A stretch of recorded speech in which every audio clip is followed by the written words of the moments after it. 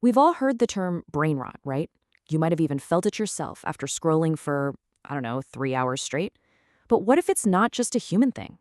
Seriously, let's get into it. Can an AI actually get brain rot? So, first off, what is brain rot? Well, Oxford just named it a word of the year for 2024. It's that feeling you get, that negative hit your brain takes from just consuming endless amounts of low quality, trivial online stuff. And it's not just a feeling. Studies suggest it can mess with our attention spans, our memory, even the way we connect with people. Okay, so that leads us to the big question here. These huge AI models, the ones powering everything now, they're trained on, well, the internet, the entire internet. So what happens when we feed them the exact same junk that seems to be giving us brain rot? Now, this isn't just some sci-fi idea. A team of researchers from a few universities actually proposed this. They call it the LLM brain rot hypothesis. And their theory is pretty straightforward. If you constantly expose an AI to junk from the web, you could cause a real, measurable, and maybe even permanent decline in its abilities.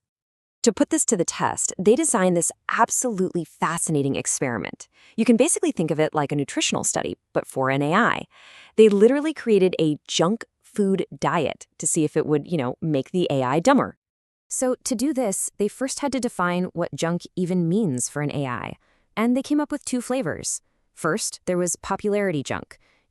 All those short, simple social media posts that get a ton of likes and shares.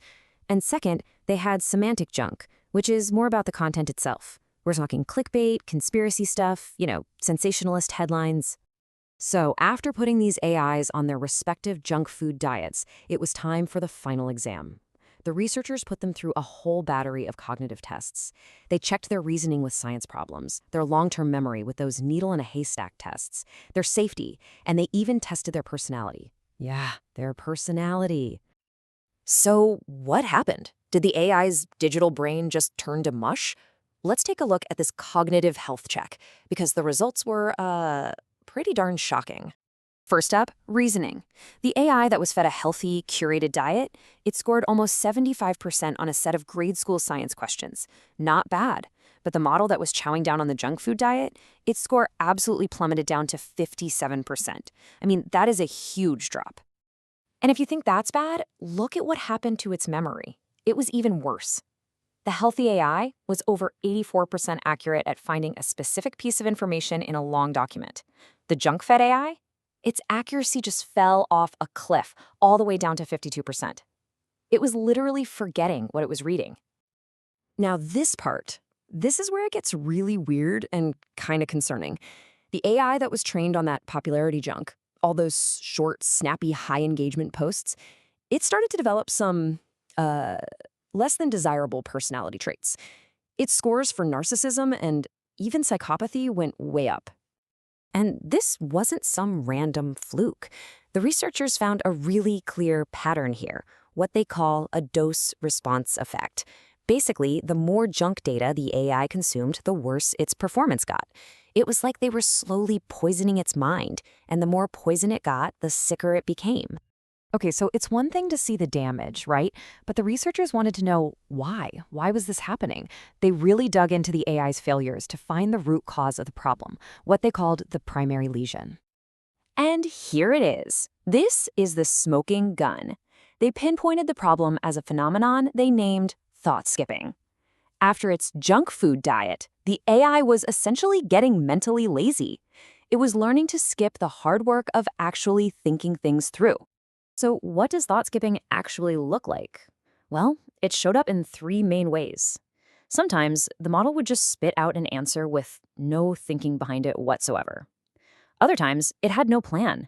It didn't even try to break the problem down into smaller parts.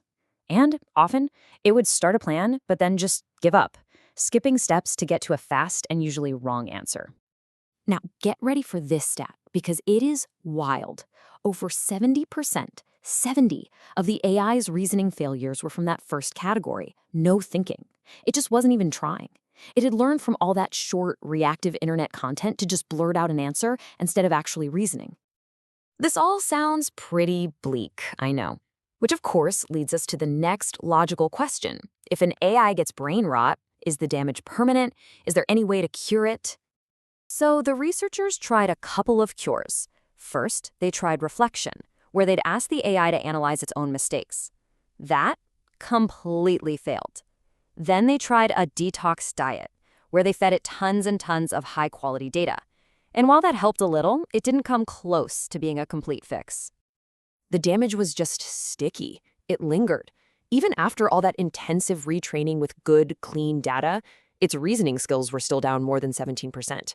Its memory was still off by 9%. And this is the real kicker. Its safety alignment, its ability to avoid giving harmful instructions, was now actually worse than before the experiment even began.